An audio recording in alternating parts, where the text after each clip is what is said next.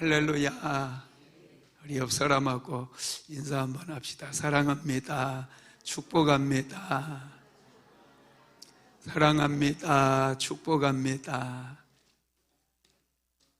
할렐루야. 또 수요예배에 나오셨는데 큰 은혜로 채워주시리라 믿습니다. 은혜는 사모하는 사람들이 받습니다. 그렇게 답답하고 풀어지지 않는 그런 문제들, 해결을 받지 못했던 그런 문제들, 신기하게 은혜 받으니 문제도 해결되고 답답했던 그런 인생들이 시원하게 되는, 풀어지는, 그래서 새로운 길로 열려지고 새로운 문이 열려지는 그런 역사가 일어나게 됩니다. 이건 누구의 얘기도 아니고 제 경험담이에요. 그래서 우리 믿음의 백성들은 항상 하나님의 은혜를 충만하게 받아야 돼요. 하나님의 은혜를 정말 사모해야 돼요. 그러면 은혜가 막 부어지거든요. 역사가 일어나요. 하늘의 문이 열려져요. 관계가 회복되어지기 시작해요. 할렐루야. 여러분의 인생 속에도 하나님의 은혜가 풍성하게 부어지게 되기를 예수님의 이름으로 축복합니다. 오늘은 레위기서 세 번째 말씀입니다. 하나님께 나아가는 길, 화목제, 이런 제목입니다. 아담과 하와가 하나님 앞에 불순종함으로 인해서 하나님 앞에 나아갈 수 있는 길이 원천적으로 막혀버렸어요. 아무리 하나님께로 나아가려고 해도 죄의 장벽이 얼마나 견고한지 이 죄의 장벽을 결코 뚫고 하나님께로 나아갈 수 없었다라는 거예요. 그래서 인류 최고의 과제는 이 죄의 벽을 무너뜨리고 하나님 앞에 나아가는 것이죠. 그런데 사람의 힘으로는 이 죄의 벽을 도저히 무너뜨릴 수 없었어요. 그래서 하나님께서 이스라엘 백성들을 선택하시고 그들에게 하나님께로 나아갈 수 있는 방법을 가르쳐 주신 거예요. 그래서 그들을 애굽 땅에서, 종되었던 땅에서 불러내셨고 시내산으로 데리고 온 것이죠. 그리고 시내산에서 하나님과 이스라엘 백성들 사이에 언약이 체결되고 출애굽기 24장에서 언약이 체결이 됩니다.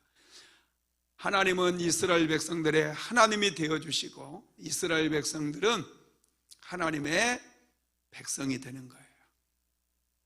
이스라엘 백성들이 하나님의 백성이 되기 위해서 반드시 율법을 지켜야 되고 또 성막에서 하나님을 예배하는 예배자의 삶을 살아야 돼요. 그러면 그들은 하나님의 백성으로 살아갈 수가 있습니다.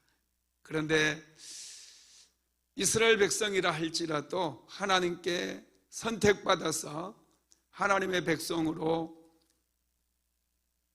불리게 되지만 그들 역시도 죄에 대해서 자유할 수 없습니다.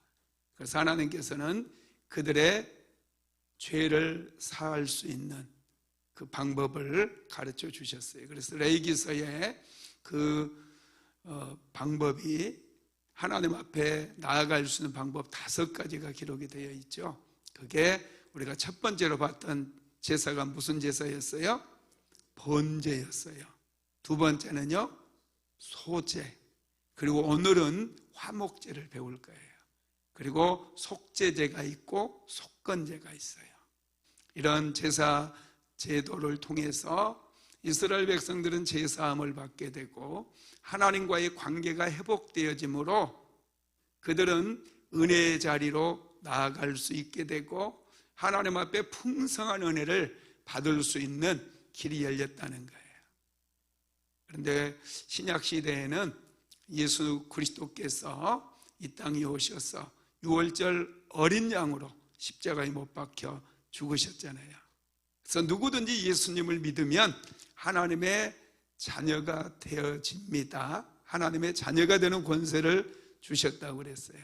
저와 여러분이 예수 믿고 하나님의 자녀가 되었음에도 불구하고 여전히 이 구약의 제사 제도는 우리가 알아야 됩니다. 아주 중요해요. 우리가 신앙생활하는 과정 속에서 아주 중요하기 때문에 이 구약의 제사 제도, 특별히 레위기서 말씀도 우리가 알아야 됩니다. 근본 정신을 배워야 되기 때문에. 그래서 오늘 또 화목제에 대해서 좀 말씀을 나누겠는데요. 화목제는 하나님께 향기로운 냄새로 드리는 제사입니다. 이 화목제라고 하는 히브리어 원어가 샬라임이에요. 샬롬. 그래가지고 이 샬롬이라고 하는 단어가 샬롬이라고 하는 단어에서 나온 말이에요. 샬롬이라고 하는 뜻이 뭐죠? 평화, 그죠? 평화라는 뜻이거든요. 이게 깨진 것이 다시 온전해진 상태를 얘기합니다. 단지 마음이 평온한 상태를 얘기하는 게 아니라 깨어졌던 관계가 다시 회복되는 그것을 샬롬이라고 불렀어요. 그러니까 화목제는 하나님과 깨어졌던 관계를 회복시키는 제사다, 이렇게 생각을 하시면 됩니다. 화목제는 죄의 문제를 다루는 그런 제사라기보다는 관계의 회복을 목적으로 한 제사라는 거예요. 여러분, 번제를 통해서 이스라엘 백성들이 제사함을 받아요. 번제와 화목제는 근본적으로 다릅니다. 화목제랑 번제랑 드리는 방법이 비슷하다 보니 화목제를 번제로 대체할 수 있는가 이렇게 생각하는 분들이 있는데 아니에요. 번제는 제사함을 받기 위해서 하나님께로 나아갈 수 있는 길이고요. 화목제는 제사함 받은 번제를 참여해서 이제 제사함을 받고 난 그 백성들이 하나님과의 관계를 회복하게 하기 위해서 드리는 제사인 거예요. 하나님은 제사함을 허락해 주시고 내버려 두시는 것이 아니라 다시 화목제로 불러서 하나님의 가족으로 인정해 주시는, 그게 바로 화목제라는 거예요. 그래서 번제를 드리게 되면 이제 제사함을 받게 되고, 화목제를 드리게 되면 하나님과 한 가족이 되는 거예요. 한마디로 얘기하면.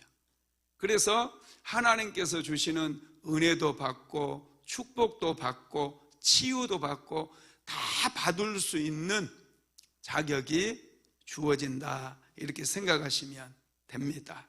그래서 여러분, 하나님께서는 죄인들을 용서하신 다음에 빨리 좀 거리를 두신 게 아니라 너는 내 아들이다, 가까이 와, 우리는 하나야, 한 가족이야, 이렇게 불러주시는데 그게 화목제를 통해서 그렇게 된다라는 것입니다. 그래서 여러분, 이 화목제에 대해서 좀 배워야 되는데, 화목제는요 제물을 세 종류로 드릴 수 있어요. 소와 양과 염소입니다. 그리고 번제를 드릴 때는 소를 드리면 숫소를 드리라고 그랬잖아요. 그런데 화목제는 암컷, 수컷 다 드릴 수 있어요. 흠없는 것이면 됩니다. 남녀노소 할 것 없이 하나님과 화목되어야 된다는 것을 가르쳐 주고 있어요. 그리고 이제 화목제 제물, 소와 양과 염소, 이건 뭐 특별히 정해진 건 없어요. 감동이 오는 대로 나는 하나님과 화목하기 위해서 소를 드려야 되겠다 하면 소를 드리는 것이고, 양을 드려야 되겠다 하면 양을 드리는 거예요. 그런데 전에 이 번제 드릴 때는 가난한 사람들을 위해서 비둘기가 허용이 됐었잖아요. 그죠? 그런데 화목제는 비둘기가 허용이 안 돼요. 양과 소와 양과 염소, 암컷 수컷 구별은 안 돼요. 이 소와 양과 염소, 이것을 화목제 제물로 드릴 수 있다라는 것입니다. 이 제물을 이제 화목제 제물로 가져오잖아요. 그러면은 이제 가져온 사람이 또 소의 머리에 안수를 합니다. 그러면 여전히 우리는 죄 가운데 있기 때문에 번제를 드렸어도 또 죄로 오염이 되거든요. 그래서 화목제 제물에게 죄가 전부 전가가 되는 거예요. 그러면 이 화목제도 똑같습니다. 그것을 회막문 앞에서 죽이고 그 피를 제사장이 받아가지고 번제단 주변에다가, 사방 주변에다가 뿌리게 됩니다. 화목제는 어떻게 드리느냐? 첫 번째 제물은 소와 양과 염소 다 된다고 그랬죠. 먼저 황소를 드릴 때 한번 찬찬히 살펴봅시다. 레위기서 3장 1절 한번 같이 읽어봅니다. 시작. 사람이 만일 화목제의 제물을 예물로 드리되 서로 드리려면 수컷이나 암컷이나 흠없는 것으로 여호와 앞에 드릴지니. 아멘. 사람이 만일 화목제의 제물을 예물로 드리되 서로 드리려면 수컷이나 암컷 또 흠없는 것으로 여호와 앞에 드릴지니 그랬어요. 소는 여러분 굉장히 비싸죠, 그죠? 소는 고대에도 중동에서도 힘을 상징해요. 힘. 그리고 헌신을 상징합니다. 농경사회에서 소는 제삼목록 1호거든요. 굉장히 중요해요. 소를 드린다라고 하는 것은 자신의 모든 것을, 자신의 힘을, 자신이 가진 것을 전부를 하나님께 드리는 것입니다. 그것을 상징하는 거예요. 하나님 앞에 우리가 나올 때 정말 이런 마음이 필요해요. 하나님, 내 인생의 전부를 올려드립니다. 이런 고백이 필요해요. 사모가 다니엘 기도회 할 때 간증을 하면서 청년회 때 하나님, 제 인생을 올려드립니다. 그렇게 올려드렸다고 그랬죠. 그 약국을 하면서도 약국이 별로 안 되는 약국이었지만 하나님 이것도 하나님께 올려드리고 심지어는 남편까지 올려드리고 그랬다고 간증하는 것을 저도 듣고 참 저도 감동을 많이 받았었거든요. 여러분, 전부를 하나님께 올려드리면 하나님께서 정말 기뻐 받으시는 것 같아요. 그 황소는 여러분 정말 그 농경사회에서는 아주 중요하거든요. 중요하다 보니까요, 고대 근동의 많은 국가들이 황소를 풍요를 가져다 주는 신으로 섬겨요. 그래서 출애굽기에서 보았죠. 출애굽기 32장에서 이스라엘 백성들이 금송아지를 만들어 놓고 이것이 여호와로다 그러면서, 애굽 땅에서 우리를 인도해낸 여호와로다 그러면서 그 앞에서 막 춤을 추고 번제를, 제사를 드리는 그런 일이 있었잖아요. 요즘도 여러분 시내를 다니다 보면은 금송아지 크게 만들어 놓은 형상들을 많이 볼 거예요. 여러분들 눈에 잘 안 띄어서 그렇지, 중앙대학교 광명병원에 매주마다 그 예배 때문에 가잖아요. 거기 소화동 신도시에도요, 이 금송아지 하나, 큰 거 하나 세워놨어요. 근데 늘 다녀도 잘 안 보이는데 애들은 못 보더라고요. 그래서 애들한테 저기 봐봐라, 저게 금송아지 상이다 그랬더니 애들이 보고 깜짝 놀라더라고요.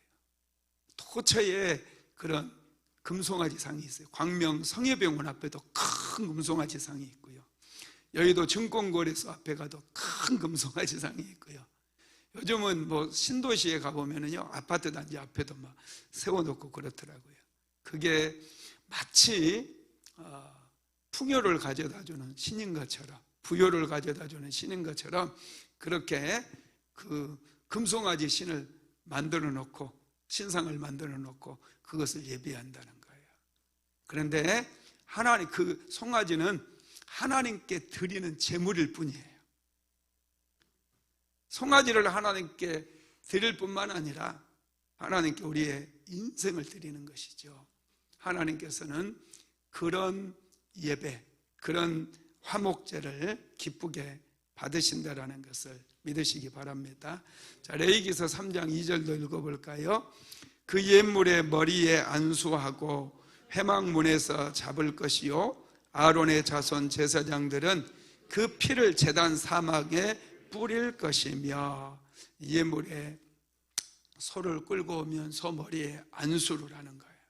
그러면 내 죄가 소에게 다 전가가 되어져요. 그러면 소가 그 죄를 뒤집어 쓰고 내 대신에 죽는 거예요. 그래서 그 피를 받아가지고 제단 앞에 뿌리게 되면 내 죄가 완전하게 사해짐으로 하나님 앞에 더 가까이 나아갈 수 있도록 길이 열려진다라는 것입니다.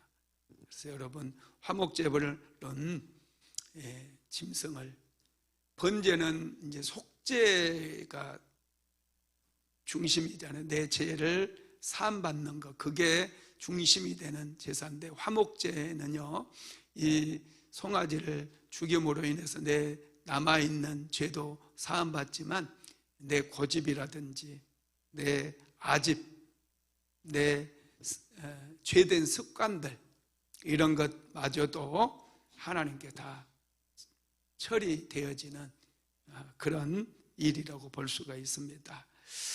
여러분, 또 번제와 화목제물의 차이는 뭐냐? 번제는 송아지를 번제로 드릴 때 각을 떠서 전부를 다 태웠죠, 그죠? 제물을 전부 다 태워서 하나님께 태워드렸어요. 그런데 화목제물은 황소를 잡아서 내장을 꺼냅니다.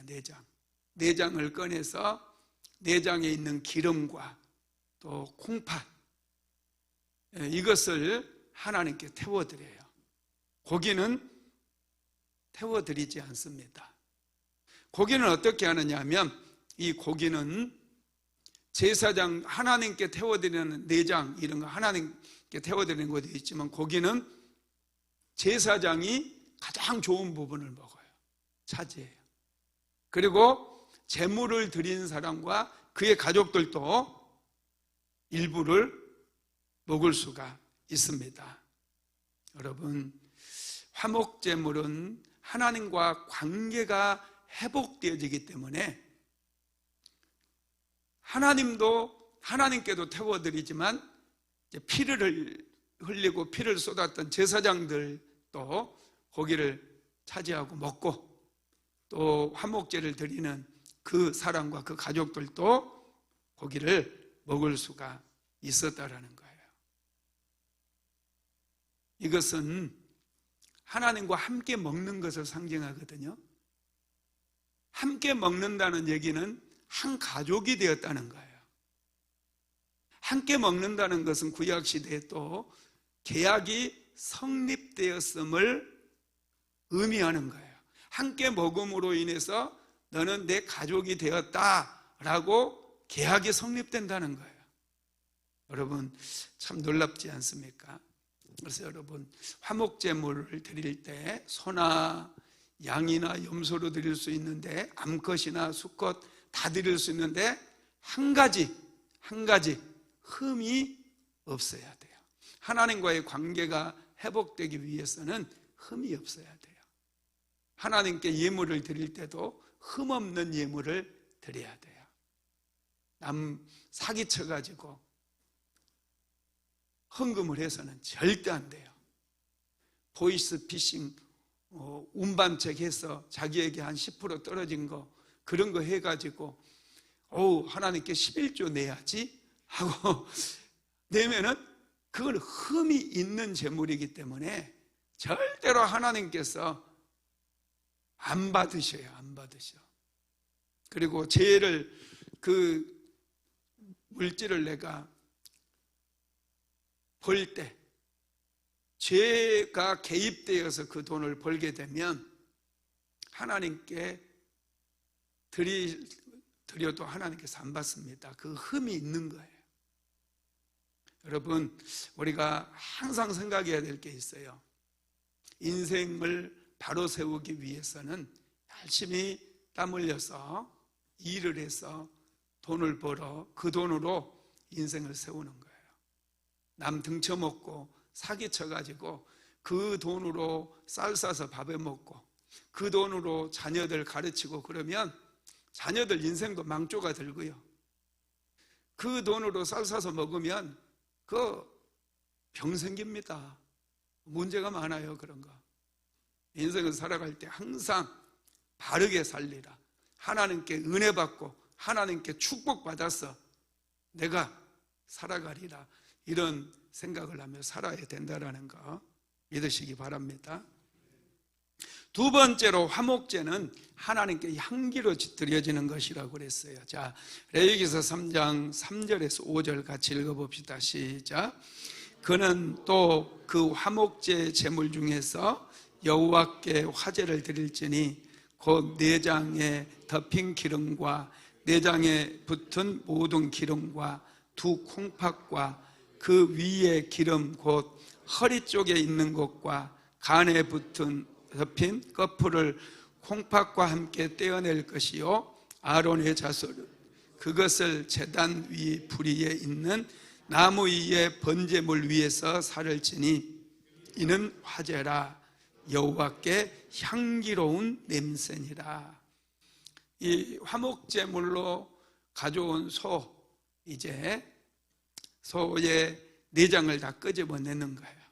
그리고 거풀, 이 기름 있잖아요. 여러분 혹시 그 닭 잡아봤어요? 하여튼 닭도 못 잡아보고 오리도 못 잡아. 닭고기 먹어봤죠? 돼지고기도 먹어봤죠? 소고기도 먹어봤죠? 하여튼 먹는 것만 잘해. 예, 잡아보면 저는 어렸을 때 이제 시골에서 손님들 오고 그러면 아버지가 닭도 잡고 그러잖아요. 이제 그런 거 봐요. 이렇게 보면은 내장을 꺼내고 그러면 내장에 이 기름이 많아요. 기름이 굉장히 많습니다. 이 기름 그리고 콩팥, 이것은 생명과 아주 밀접한 연관이 있다고 제가 말씀드렸죠. 그죠? 여러분, 이 생명에 아주 중요한 게 세 가지가 있거든요. 생명의 가장 근본이 되는 것은 피예요. 피. 여러분의 생명은 피에 있습니다. 이 생명에 있어서 가장 중요한 게 근본이 되는 게 피고요. 그리고 생명이 계속해서 활력 있게 살아가게 에너지를 공급해 주는 게 기름이에요. 기름이 아주 중요해요.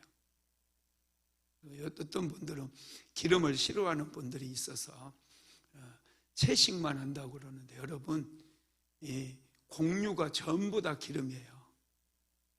쌀도 눌러서 짜면 기름 나와요. 쌀기름. 콩도 콩기름.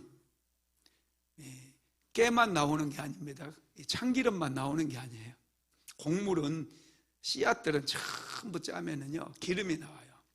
왜 기름이 나오느냐? 살아있기 때문에, 생명이 있기 때문에. 이 기름을 힘입어서 곡식은요 발화할 수 있는 거예요. 싹이 날 수 있는 거예요. 싹이 날 때 엄청난 에너지가 있어야 되거든요. 이 씨앗을 그래서 시골에서 농사 지을 때 보면요, 씨앗은 제일 좋은 것을 남겨놔요. 제일 좋은 거 먹어버릴 것 같잖아요. 씨앗 뭐 어차피 땅에 떨어지면 싹이 나올 건데고, 씨앗 제일 안 좋은 거 씨앗으로 남겨둘 수도 있잖아요. 그죠? 어차피 나올 거 똑같을 거. 그런데 절대 그렇지 않아요. 농사 짓는 분들은 자기 밭에서 나온 씨앗 종자하려고 하는 그 씨앗들은요, 만약에 자기 밭에 나온 게 좀 안 좋다 그러면 더 많이 주고 잘된 그런 밭에 그 주인에게 종자를 사와요. 바꾸어요. 좋은 거 하는 거예요. 이 좋은 것일수록 이 기름이 많이 들어있는 거거든요. 막 충실한 곡식들 있죠. 이게 기름이 많이 들어있는 거예요. 그래서 이게 땅에 딱 심어지면 이 기름이 이 생명작용을 일으키는 에너지예요, 에너지. 그래서 싹이 충실하게 올라오게 만든다는 거예요. 그러니까 기름이 좀 있어야 됩니다, 몸에. 너무 막 기름 무서워하는 분들이 있는데, 어차피 여러분 쌀만 먹어도요 기름을 먹는 거예요. 탄수화물 어쩌고 저쩌고 하는데 탄수화물 먹어야 됩니다. 아주 중요합니다. 하여튼 그리고 피가 중요하고요. 그 다음에 기름, 그 다음에 이 콩팥은 사람의 생명의 중심이에요. 중심. 콩팥에서 노폐물도 많이 이렇게 걸러줍니다. 간하고 콩팥이 아주 중요해요. 피는 간에서 전부 독소를 다 해독을 시켜주고요. 또 이 콩팥에서도 물, 우리 몸속에 물도 같이 흐르잖아요. 이런 것들 전부 노폐물을, 독소들을 다 걸러주는 작용을 해요. 그래서 생명작용과 정말 밀접한 거예요. 이 피와 그리고 기름과 콩팥. 그래서 피는 받아서 어디에다? 제단에 뿌리는 거, 하나님께 드리는 거예요. 생명은 하나님께 드리는 거예요. 그리고 기름하고 콩팥은 태워서 하나님 앞에 올려드리는 것입니다. 여러분, 그렇습니다. 이 내장에 있는, 살에 있는 기름은 아니고 내장에 있는 기름 다 태우라고 그랬는데, 여러분, 이게 하나님께서 우리를 하나님의 사람으로 만들어가는 과정을 또 우리에게 가르쳐주고 있는 거예요. 하나님께서 우리 내면의 상처들, 내면에 있는 그런 찌꺼기들이 있잖아요. 이런 것들을 다 토해내게 만드는 거, 토설하게 만드는 거예요. 회개하잖아요. 예수 믿고 나면 우리가 하나님 없이 살았던 죄된 삶을 회개하는 거잖아요. 그게 여러분 내장을 다 끄집어내는 것과 같아요. 다 끄집어내야 돼요. 우리 안에 있는 우리 내면이 치유되어지지 않고 이 죄가 우리 내면에 여전히 머물러 있게 되면 절대로 하나님의 임재 가운데 나아갈 수 없어요. 그래서 내장을 다 꺼내라는 거예요. 꺼내. 우리 안에 있는 상처도, 우리 안에 있는 억울한 마음들, 또 거친 것들, 교만한 마음들, 이런 것들 다 꺼내서 하나님께 회개할 거 회개하고 또 치유받을 거 치유받고 그렇게 하라는 것이죠. 그렇게 되면 여러분 이제 하나님과의 관계가 완전하게 회복이 될 수 있습니다. 두 번째로는 이제 양을 하나님께 번제로 드리는데 한번 읽어봅시다. 레위기서 3장 6절 시작. 만일 여호와께 예물로 드리는 화목제의 제물이 양이면 수컷이나 암컷이나 흠없는 것으로 드릴지며, 양으로 드린다고 한다면 수컷이나 암컷이나 흠없는 것으로 드리라는 거예요. 소 드려도 되지만 형편이 안 되는 분들은 양으로 드릴 수 있는데, 그런데 흠없는 것으로 드려야 돼요. 자, 레위기 3장 7절에서 8절도 읽어봅니다. 시작. 만일 그의 예물로 드리는 것이 어린 양이면 그것을 여호와 앞으로 끌어다가 그 예물의 머리에 안수하고 회막문 앞에서 잡을 것이요, 아론의 자손은 그 피를 제단 사방에 뿌릴 것이며, 소를 드릴 때와 똑같아요.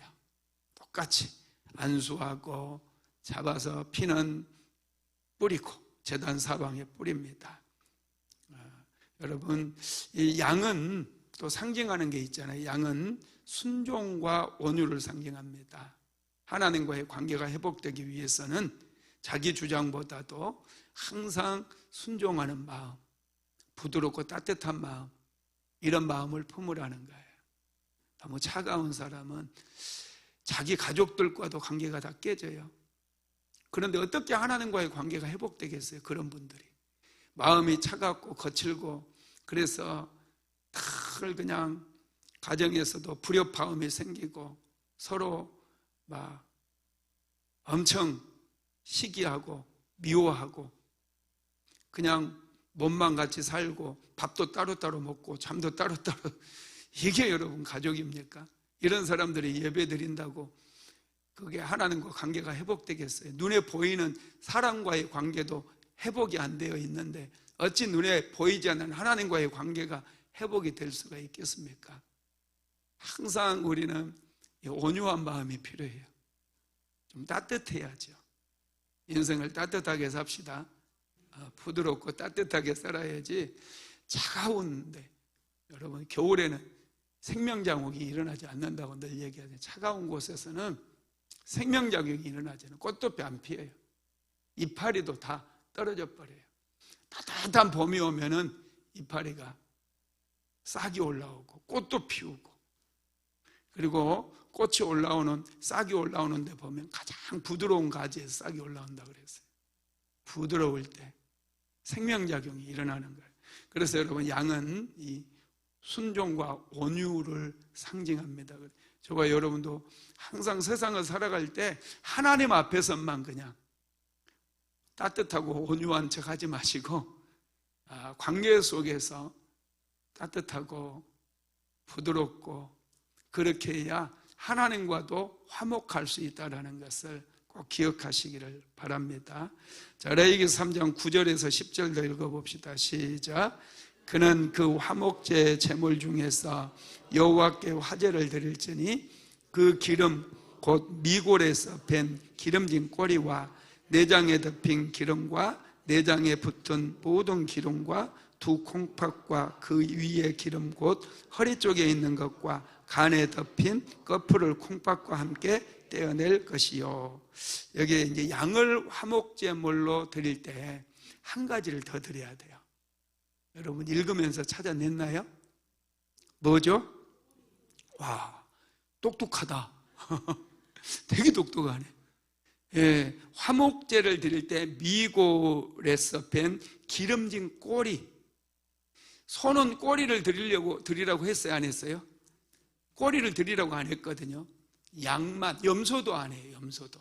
양만 미골에서 밴 기름진 꼬리와 그랬어요. 이 기름진 꼬리를 하나님께 태워서 드리라고 말씀을 하고 있습니다. 기름진 꼬리. 하나님 몫을 보면은 화목제에서 하나님께서 하나님의 몫이라고 생각합시다. 하나님의 몫을 보면 내장에 덮인 기름하고 콩팥 2개하고 그리고 양을 드릴 때는 기름진 꼬리예요. 채소예요. 이 부모의 마음이 느껴지는 거, 좋은 것은 니네들 먹어라, 그거예요. 부모님들이 그러잖아요. 요즘은 이제 먹을 것도 많고 나라가 잘 사니까 국민들도 다 잘 살아서 생선도 막 몇 개씩 먹고 그러는데, 제가 어렸을 때만 해도요, 생선을 굽잖아요. 그러면 생선 아버지 또 아들들 딸들은 이제 먹고 남은 거, 어머니는 항상 먹고 남은 거 뼈다귀를 드셨어요. 뼈다귀. 옛날에는 그랬다니까요. 요즘은 좋아요, 그죠? 네, 하나님께서 지금 화목제도 하나님께서 당연히 다 받으셔야 되는데, 하나님은 꼬리하고 이 기름 몇 조각하고 이 콩팥 이것만 하나님 목, 나머지는 다 좋은 것은 제사장과 자녀들에게 주는 거예요. 이게 참, 여러분, 이게 하나님의 마음입니다. 하나님은 정말 우리에게 좋은 것을 주시기 원한다는 거예요. 여러분들이 신실한 믿음의 사람으로 한번 살아보세요. 정말 놀라워요. 하나님께서 정말 좋은 것을 주신다는 거 믿으시기 바랍니다. 그다음에 염소를 화목제물로 드리는 경우를 한번 봅시다. 레위기서 3장 12절에서 16절까지 한번 같이 읽어봅시다. 시작. 만일 그의 예물이 염소면 그것을 여호와 앞으로 끌어다가 그것의 머리에 안수하고 회막 앞에서 잡을 것이요 아론의 자손은 그 피를 제단 사방에 뿌릴 것이며 그는 그 중에서 예물을 가져다가 여호와께 화제를 드릴지니 곧 내장에 덮인 기름과 내장에 붙은 모든 기름과 두 콩팥과 그 위에 기름 곧 허리 쪽에 있는 것과 간에 덮인 거풀을 콩팥과 함께 떼어낼 것이요 제사장은 그것을 제단 위에서 불사를지니 이는 화제로 드리는 음식이요 향기로운 냄새라 모든 기름은 여호와의 것이니라. 염소를 화목제물로 드릴 때도 소를 드릴 때와 또 양을 드릴 때 거의 비슷합니다. 염소는 꼬리를 불에 태우지라고 말씀하지 않았어요. 양의 꼬리만 하나님의 몫으로 돌리라고 말씀을 했습니다. 여러분, 염소는 우리의 죄성 그리고 우리의 연약함을 상징을 합니다. 여러분, 염소는 성경에서 보면은 고집이 센 짐승으로 나오거든요. 그리고 항상 지 멋대로 막 가다가 길을 잃어버리고 방황하는 그런 이미지를 우리에게 얘기를 해주죠. 염소를 드린다는 것은 여러분, 내 멋대로 살고자 하는 그런 마음, 또 연약함, 이런 것들을 하나님 앞에 다 올려드리는 거예요. 그리고 오직 하나님의 말씀에 순종하며 살겠습니다, 이런 의미로 드리는 거, 이런 의미가 있다라는 것이죠. 그리고 세 번째, 이제 화목제물의 용도에 대해서 좀 살펴보겠는데, 자, 화목제물, 이제 소를 드리든지 염소로 드리든지 양으로 드리든지 제사가 끝나고 나면 이 제물을 어떻게 사용하는지 그것을 좀 살펴볼게요. 자, 레위기서 3장 11절 먼저 한번 읽어봅시다. 시작. 제사장은 그것을 제단 위에서 불사를지니 이는 화제로 여호와께 드리는 음식이니라. 여기에 보니까 음식이라는 표현이 있어요. 그죠? 하나님의 것은 아까도 말씀드렸다시피 내장에 있는 기름, 왼쪽, 오른쪽 이 기름, 이것과 그리고 이 콩팥, 이것을 하나님 앞에 태워드리는데 여호와께 드리는 음식이니라 그랬어요. 음식.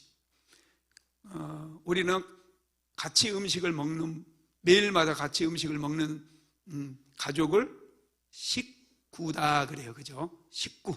같이 음식을 먹으니까 식구는 거예요. 식구. 한 식구. 할렐루야. 하나님께서 음식이라고 하는 표현을 한 것은 왜 표현을 했느냐? 화목제물을 같이 먹으면 우리는 식구다. 우리가 남이가. 우리는 식구다, 이런 뜻이에요. 하나님 식구들이 된 거예요. 야, 화목제 드리는 사람들은 하나님의 식구가 된다는 얘기는, 여러분 필요한 거, 자녀들 필요는 누가 채워줘요? 하나님께서 채워주시죠. 자녀들 필요를 하나님께서 다 채워주시는 거예요. 아버지가, 부모님이 필요한 거 자녀들에게 다 채워주잖아요. 하나님도 우리의 식구로서 우리 아버지가 되는 거거든요. 자녀들 필요를 하나님께서 다 채워주시는 것을 의미하는 거예요. 네, 여러분, 하나님께서는 부모의 그런 입장으로 이제 돌아가시는 거예요.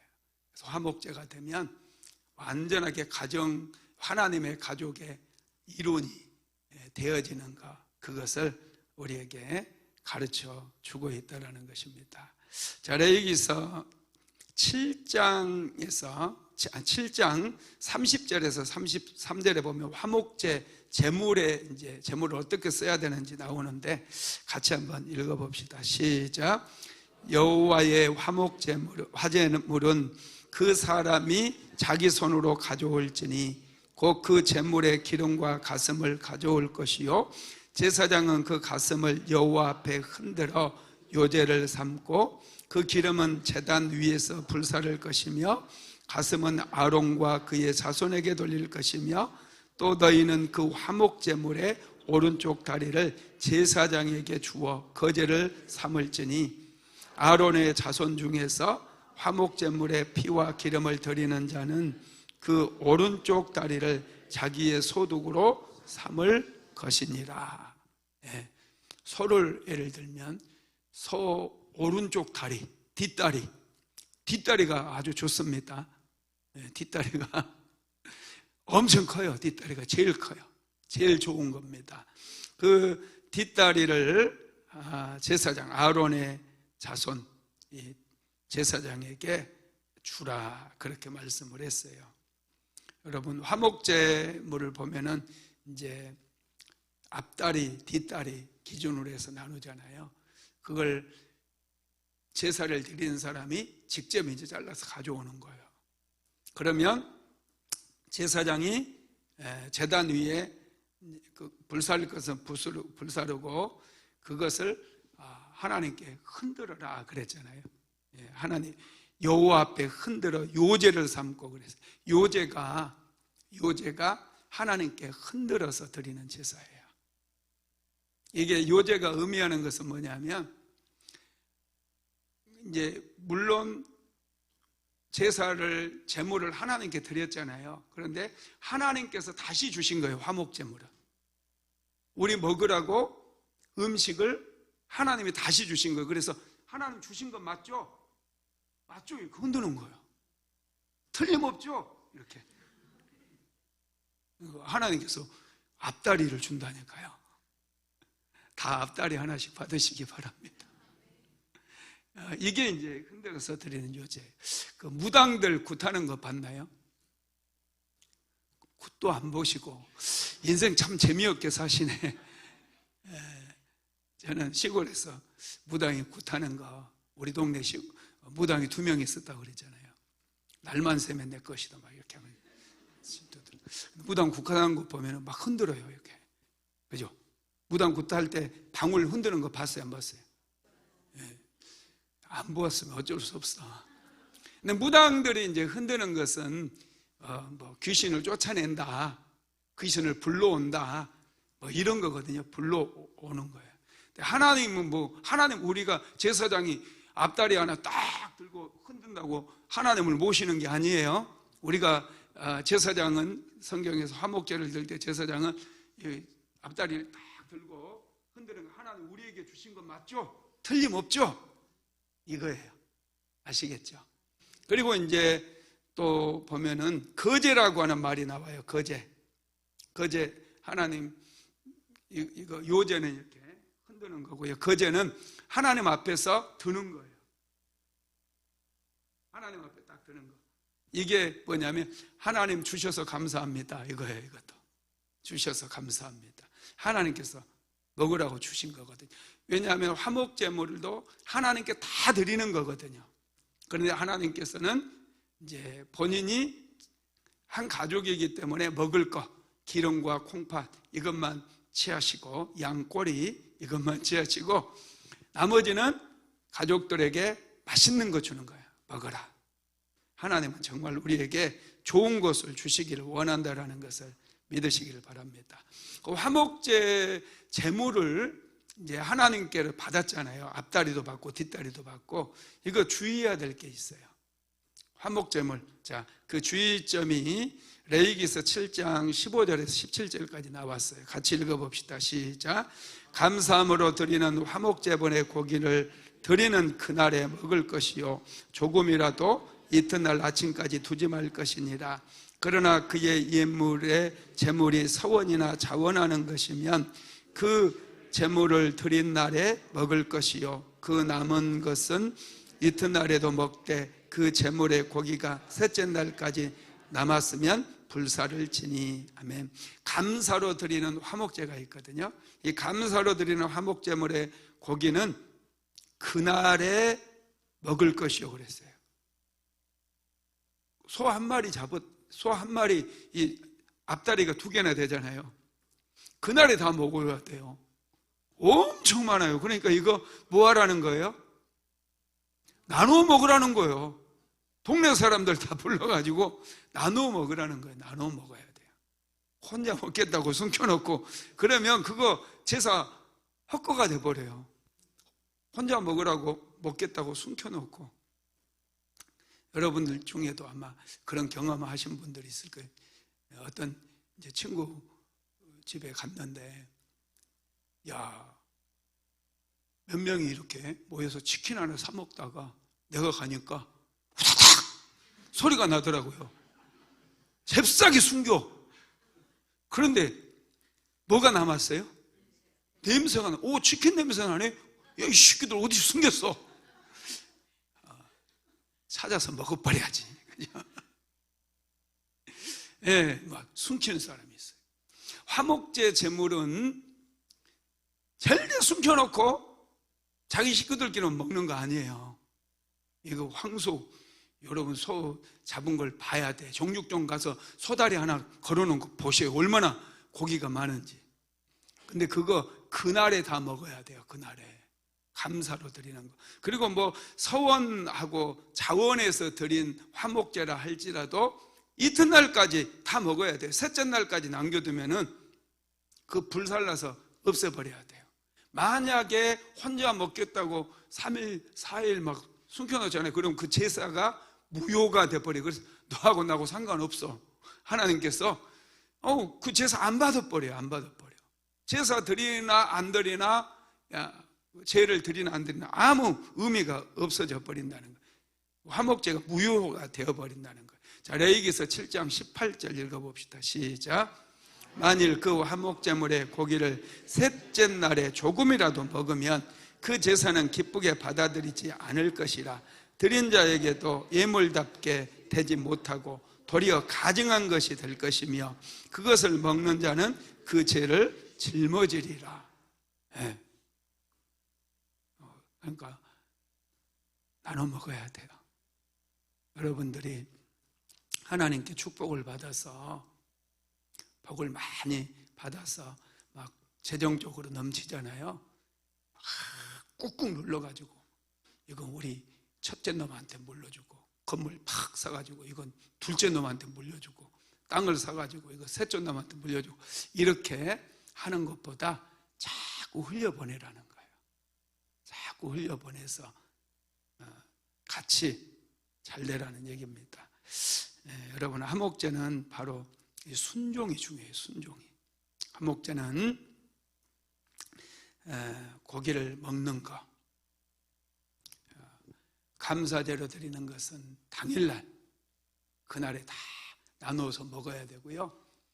서원제나 자원에서 드리는 그런 제사를 할지라도 반드시 그 이튿날까지는 다 나누어서 먹어야 돼요. 그리고 화목제를 드린 사람은 부정한 것에 접촉되지 않도록 주의해야 돼요. 자, 레위기서 7장 19절에서 20절 같이 읽어봅시다. 시작. 그 고기가 부정한 물건에 접촉되었으면 먹지 말고 불사를 것이라. 그 고기는 깨끗한 자만 먹을 것이니 몸이 부정한 자가 여호와께 속한 화목제물의 고기를 먹으면 그 사람은 자기 백성 중에서 끊어질 것이요. 고기가 부정한 물건에 접촉이 돼도 고기 먹지 말고 불살라 버리라고 그랬어요. 화목제 이거 아주 중요해요. 그리고 몸이 부정한 자가 여호와께 속한 화목제물의 고기를 먹으면 이 번제도 드리지 않고 또 죄가 있는 그 상태로 이 화목제물의 고기를 먹으면 그 사람 백성 중에서 끊어진대요. 이게 무슨 말이에요? 죽는다는 얘기예요. 밥숟가락 넣는다는 얘기예요. 이게 무서운 말입니다. 그래서 화목제에 참여한 그런 사람들은 항상 거룩한 삶을 살아야 돼요. 저와 여러분은 예수 그리스도의 보혈의 공로로 제사함을 받았을 뿐만 아니라 하나님과 화목한 관계예요. 죄를 멀리하시기 바랍니다. 항상 우리는 죄를 멀리하고 거룩함으로 성결함으로 하루하루 살아야 돼요. 그러면 하나님께서 부어주시는 은혜가 충만해요.